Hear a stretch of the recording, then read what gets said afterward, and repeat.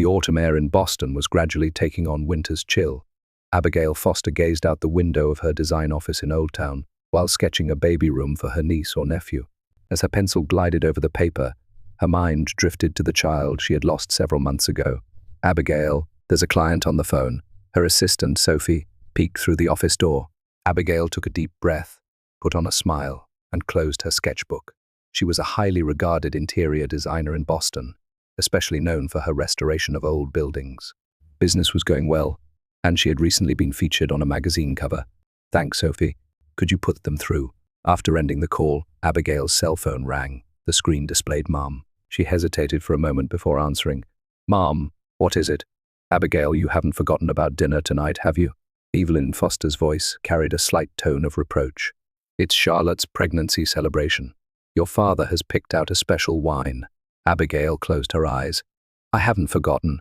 I'll be there at 7, OOGOOD. And could you help with the decorations for Charlotte's baby shower? You're good at that sort of thing, aren't you? We're holding it next Saturday at the Golden Garden." "Mum, my work, don't worry. I've checked your schedule. I asked Nathan. He said you're free." Abigail sighed, feeling slightly irritated that her husband had shared information with her parents. But Nathan was probably just being polite and answering their questions. He was still trying to understand the complex relationship she had with her family. "All right, I'll help." That evening, Abigail and her husband headed to her parents' home. Nathan Foster glanced at his wife while driving. "Are you okay? You don't have to push yourself today." Abigail smiled. "I'm fine. This is my family." Nathan nodded silently. He loved his wife and understood her complicated relationship with her family.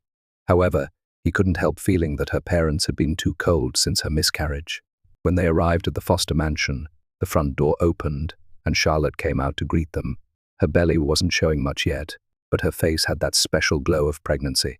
"Abigail, Nathan, you finally made it." Charlotte hugged Abigail and kissed Nathan. Everyone's waiting in the living room. William Foster and Evelyn were seated. William stood up with a whiskey in hand and shook hands with his son-in-law. "Nathan, how's work? Did you wrap up that case?" Evelyn kissed Abigail's cheek. "Dear, have you lost weight?" "You need to eat more," she said, touching her daughter's arm. "You need to forget about the miscarriage and move forward."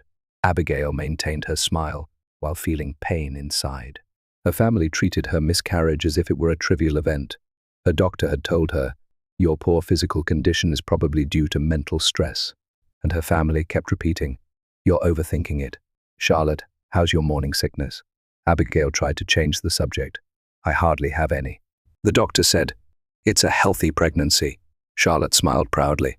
"Mom always said this about me since I was little, didn't she? Charlotte can handle anything with ease."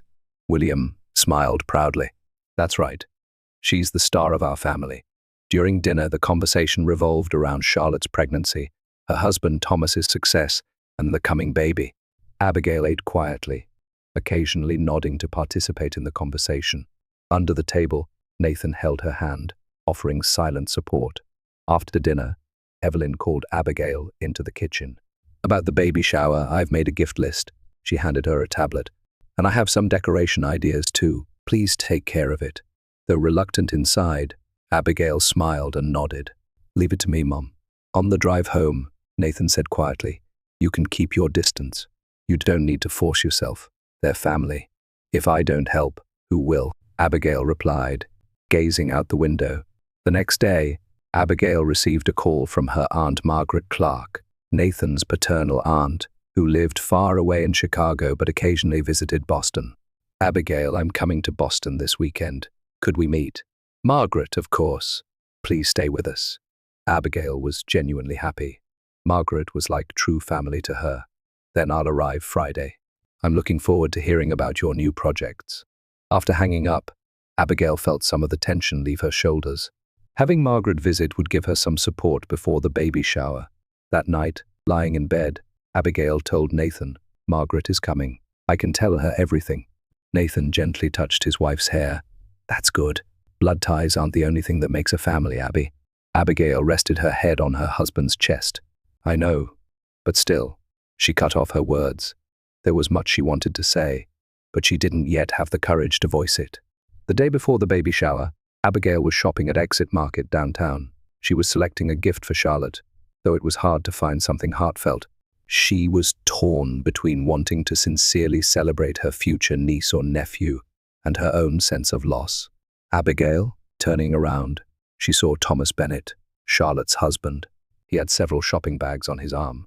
"Hello, Thomas." Abigail smiled. Thomas approached her and lowered his voice. "About tomorrow. Are you okay?" His question surprised Abigail. He was the only one in the family who considered her feelings. "Yes, of course," she answered automatically. But seeing the sincerity in his eyes, she let a bit of truth slip. "No, honestly, it's not easy." Thomas nodded understandingly. "I get it. Charlotte and your parents." He hesitated for a moment, as if choosing his words. Sometimes they can be insensitive to others' feelings. "Thank you, Thomas," Abigail said with genuine gratitude. "It helps just knowing you care.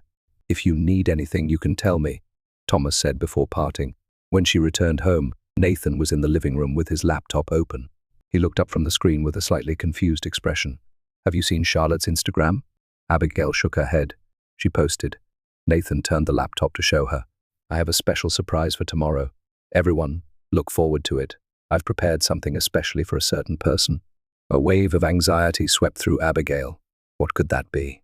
"I don't know, but I have a bad feeling," Nathan said honestly. Abigail took a deep breath. "It's probably something about the pregnancy. Maybe a gender reveal."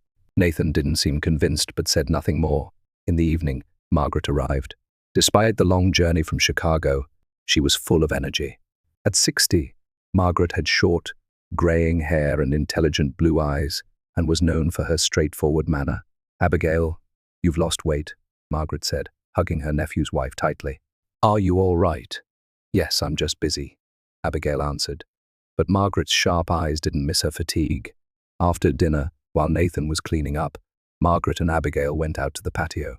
Under the starry sky, Margaret tilted her wineglass and asked, "Tell me the truth. How did your family respond, especially after the miscarriage?" Abigail was a bit startled. "Why?" "Nathan told me a little. He's worried." After a long silence, Abigail finally spoke. "They don't care. For Mom and Dad, only Charlotte's pregnancy matters." Her voice was tinged with pain. "The day after my miscarriage, Mom called and said, 'Try again soon,' as if what I lost was a pet or something." Anger flashed across Margaret's face. "That's terrible." "But they're family," Abigail said, as if making an excuse. "Because they're family, they should cherish your feelings more," Margaret said firmly. "Blood ties alone don't make a family. Love and respect create a family." Tears welled up in Abigail's eyes. "I know, but don't you think it's strange? Why are they so cold when they're supposed to be family?" Margaret's question left Abigail silent. From inside the house, they heard Nathan's phone ring. After a while, he came out to the patio, his expression showing clear concern. "That was Charlotte," he said quietly. "She says she's prepared a special presentation for tomorrow. I asked several times, but she wouldn't tell me what it was." Abigail's anxiety increased. "I wonder what she's planning." That night, Abigail was plagued by nightmares. In her dream, she was surrounded by many people, but no one would listen to her. Charlotte approached, smiling. Behind that smile lurked something cruel. "Abby, Abby." Nathan's voice woke her. "Are you okay?" "You were screaming." Abigail wiped her sweat-drenched forehead. "I had a scary dream." "What was it about?" "I don't remember," she lied. In fact, she remembered it vividly, but she was afraid that voicing it would make it real. During breakfast, Margaret looked worriedly at Abigail's complexion. "You didn't sleep well." Abigail smiled weakly. "I'm fine. You don't have to go to the party today," Margaret suggested. "You could say you're not feeling well." Abigail shook her head. "Then I'd be criticized even more." Abigail only thinks about herself. "That's their problem, not yours," Margaret said. "I'm going." Abigail was determined, "But I promise to leave immediately if anything happens." Nathan and Margaret exchanged glances and nodded. "We'll be right by your side." Nathan held his wife's hand. The three of them began to prepare. Abigail put on a pale blue dress and picked up the gift bag. On the surface, she was ready to play the role of the perfect sister, but inside, a storm was brewing. Before getting into the car, Margaret grabbed her arm. "Remember, there are people who love the real you." Abigail's heart filled with gratitude. The Golden Garden was one of Boston's most prestigious restaurants, a 19th-century mansion that had been modernized while preserving its historic character. with an elegant banquet hall on the second floor. Upon arriving at the restaurant, Abigail hesitated for a moment. Though she had been involved in the restaurant's design, she couldn't feel proud of it today. "Abby, are you okay?" Nathan placed his hand on her arm. "Yes." Abigail took a deep breath. "Let's go." The second-floor banquet hall was decorated with pink and blue balloons. About 20 relatives and friends had already arrived, enjoying appetizers or surrounding the pregnant Charlotte in conversation. As Abigail, Nathan, and Margaret entered, Evelyn hurried over. "You finally made it." Evelyn's voice was sweet, but her eyes had a stinging light. "Charlotte's been waiting." "And Margaret, it's been a while." "Yes, Evelyn," Margaret replied calmly. "You look well." Evelyn turned away as if ignoring Margaret and grabbed Abigail's arm. "Come, let's go greet Charlotte." Charlotte was in the center of the room. Her husband, Thomas, stood beside her, his expression subtly tense. Charlotte, dressed in an elegant maternity dress, flashed an exaggerated smile when she saw Abigail. "Big sister, you came." Charlotte hugged Abigail. The embrace felt stiff, somehow calculated. "Congratulations, Charlotte," Abigail said gently. "It's a lovely party." "Oh, this is all thanks to you," Charlotte replied in a saccharine voice. "The decorations are perfect, and this restaurant is wonderful." William Foster approached his daughters. "My beautiful daughters," he said, but his gaze was directed only at Charlotte. "Abigail, the gift table is over there," he pointed. "It's a special day. Let's enjoy it." Abigail smiled and went to place her gift. Nathan and Margaret kept an eye on her while beginning conversations with other guests. As time passed, Abigail began to relax slightly. Evelyn asked her to help with the food, and she moved back and forth between the kitchen and the hall. "May I have your attention, please?" A sudden silence fell, and Abigail emerged from the kitchen. Charlotte was holding a microphone, standing in the center of the room. It was time to open the gifts. "First, I'd like to thank everyone for coming today," Charlotte said with a radiant smile. "And I have a special announcement." The venue fell silent. Abigail noticed the tension that crossed Thomas's face. "Actually, today we have 2 celebrations," Charlotte continued. "The first, of course, is our baby. And the second is..." She paused for a moment and looked directly at Abigail. There was a cruel joy in her eyes. "We're also celebrating my sister Abigail's miscarriage. She's finally given up." The venue froze. No one laughed, just stood frozen in shock and horror. Thomas's face paled, and he grabbed his wife's arm. "Charlotte!" Abigail couldn't believe her ears. Her legs trembled, and she felt a tightness in her chest. The world seemed to be moving in slow motion. "Charlotte, that's..." Nathan began in a voice shaking with anger. "It's a joke, Charlotte said, laughing. "Everyone, don't look so serious. Abigail is fine, right?" Abigail stood up on trembling legs. "That's sick, Charlotte."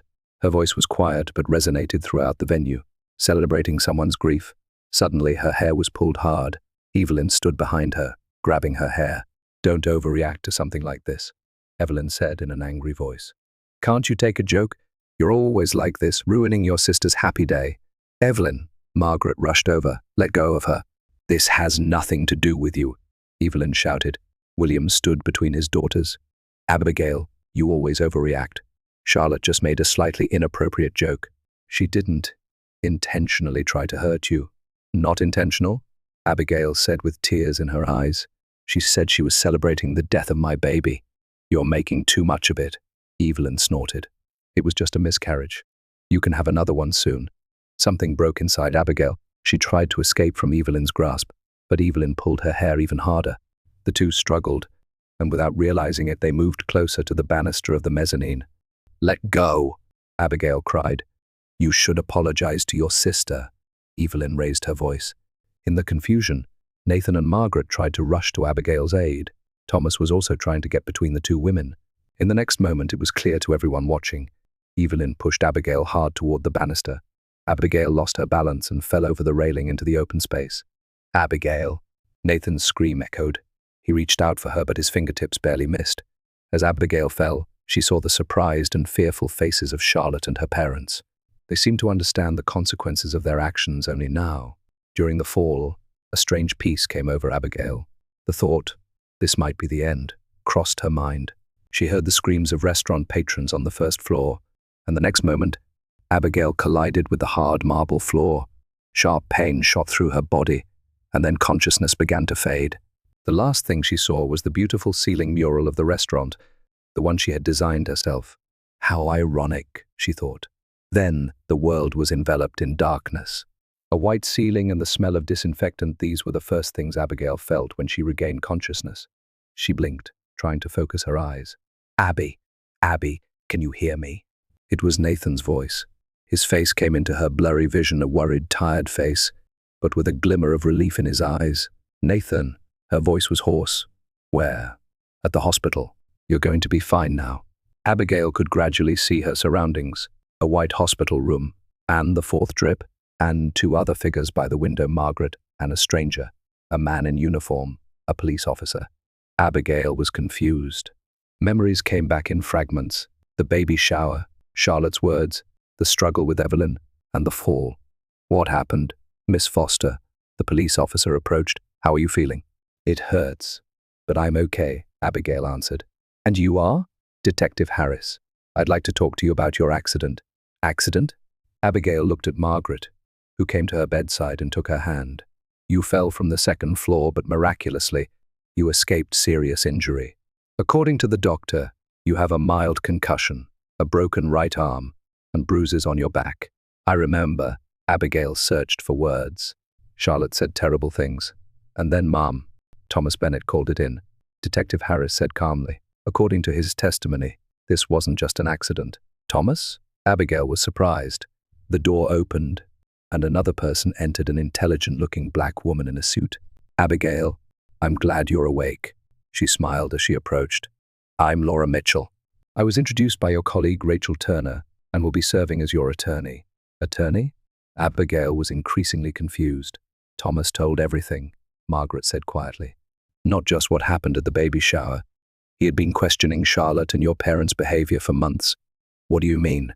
Nathan, Margaret, and Laura exchanged glances. Detective Harris cleared his throat. Miss Foster, this is going to be shocking, the detective said carefully. Your sister and parents are currently being questioned. They're suspected of causing you bodily harm. It's clear that this wasn't just a fall accident, the detective continued. But that's not all. According to Thomas Bennett's testimony and the evidence he submitted, your family is suspected of intentionally administering drugs to you during your pregnancy. Abigail gasped. That can't be. What Thomas submitted were text messages left on Charlotte's smartphone and pharmacy receipts. The detective continued. Also, the drugs in question were found at your parents' home. They're currently being analyzed in a laboratory. Abigail's heart raced. My miscarriage, they did it? Her voice was trembling. Laura stepped forward. Abigail, listen.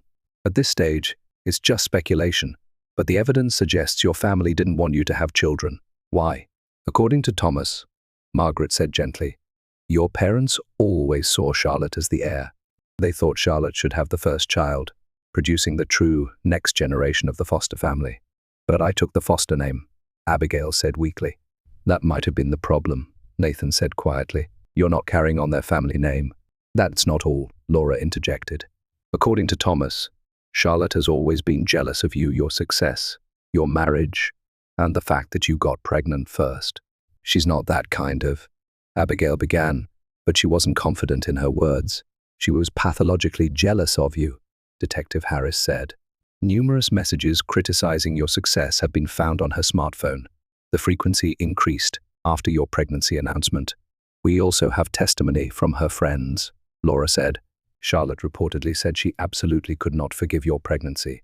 Abigail covered her face with trembling hands. Tears streamed down her cheeks. I can't believe it. They're family. Nathan embraced his wife's shoulders. Let's stay away from them from now on. Your real family is here. What about Thomas? Abigail suddenly asked, remembering. He's in the waiting room, Margaret answered. He wants to see you, but he said to let him know when you're ready. Abigail nodded. I want to see him. When Thomas entered the room, his face was etched with guilt and sadness. Abigail, I'm so sorry, he said in a trembling voice. I should have realized sooner. It's not your fault, Abigail answered quietly. I should have noticed, Thomas repeated. Charlotte started changing after you announced your pregnancy. She spent hours on the phone with her parents every night. He stumbled over his words. Every time she visited your house, she always stopped by the kitchen, saying she would make tea or coffee. Abigail shuddered. She couldn't believe that such a terrible intention had been hidden behind her seemingly kind sister's smile. "But why now?" Abigail asked. "Because she got pregnant," Thomas answered. "She thought she won, and to make her victory perfect, the surprise at the baby shower," Nathan said bitterly. "I'm sorry, I'm really sorry," Thomas repeated. Abigail took a deep breath. Her heart felt intense pain and, at the same time, a strange sense of release. Everything made sense now, the unnatural feeling she'd had about her family for years, their strange attitudes. "You did the right thing, Thomas," she said quietly. "You acted like real family." A heavy silence filled the room. Abigail lay in bed thinking about her life ahead. Around her were people who truly loved her and wished for her happiness, and her blood family had tried to hurt her. "What do we do now?" she asked weakly. "First, focus on recovery." Nathan squeezed her hand. "Then we'll proceed with the necessary legal steps. Laura will fully support us." Laura nodded. "I will protect you from your family. I promise." "True family," Abigail said quietly. "I finally understand what that means." Spring sunlight streamed onto the kitchen table. Abigail was drinking tea, reflecting on the events of a year ago. Since being discharged from the hospital, she had been spending more time with Nathan's family. She especially talked with Margaret on the phone several times a week, and either Margaret visited Boston or Abigail and Nathan went to Chicago once a month. "What are you thinking about?" Nathan entered the kitchen. "Just various things." Abigail smiled. "About the trial, too." Charlotte and her parents' trial had ended 3 months ago. For Abigail, standing on the witness stand and facing them was one of the most difficult experiences of her life. In court, Charlotte cried and claimed it was all a joke, but the evidence was irrefutable. Thomas's testimony was decisive. He detailed the actions of his wife and in-laws, submitting records of their messages and evidence of drug purchases. Thomas stated that it was not an appropriate environment to raise a child and had already initiated divorce proceedings. The court sentenced Charlotte to 4 years and each parent to 5 years in prison. Charlotte gave birth in prison, and the child was temporarily placed under state protection. "I heard from Thomas," Abigail told Nathan. "He's decided to raise the child alone." Nathan sat next to his wife. "I'm surprised, but I think he'll be fine." "Me too," Abigail nodded. "We'll support him too. The child is innocent." The doorbell rang, and Abigail stood up. When she opened the door, Margaret was standing there. Behind her was an unfamiliar girl. "Abigail," Margaret smiled brightly. "I'd like to introduce Lily. She's a child who wants to talk to you." Lily, a girl of about 12, looked up at Abigail with a slightly nervous expression. "Nice to meet you, Miss S. Foster." Abigail wondered but invited them in. In the living room, Margaret explained, "Lily is the daughter of an acquaintance of mine. Unfortunately, her mother passed away in an accident last month. She has no other relatives. You're looking for foster parents," Abigail said quietly. She and Nathan had recently begun discussing adoption since her miscarriage. Doctors had told her that natural pregnancy might be difficult, but that wasn't a reason for them to give up on having a family. "I heard from Margaret," Lily said, gathering her courage, "that you're kind people." She continued hesitantly, "Family doesn't have to be blood-related, right?" Tears welled up in Abigail's eyes. She took Lily's hand. "That's right. True family is connected by love and respect." That night, Abigail and Nathan lay in bed, discussing the day's events. "What do you think about Lily?" Nathan asked. "She's a lovely child," Abigail answered. "Of course, this is a big decision, but let's take our time to think about it." Nathan held his wife's hand. "But I'm thinking positively." Abigail nodded, looking up at the starry sky visible through the window. She reflected. A year ago, she had been betrayed by her blood family, but now she was surrounded by a real family, bound by new ties. Charlotte and her parents would move to another state after their release. They seemed to continue blaming Abigail, but they would no longer be involved in her life. "True family," Abigail whispered. "I'm sure we can become a wonderful family." Nathan embraced his wife. Outside, the spring breeze gently stirred the trees, heralding a new beginning.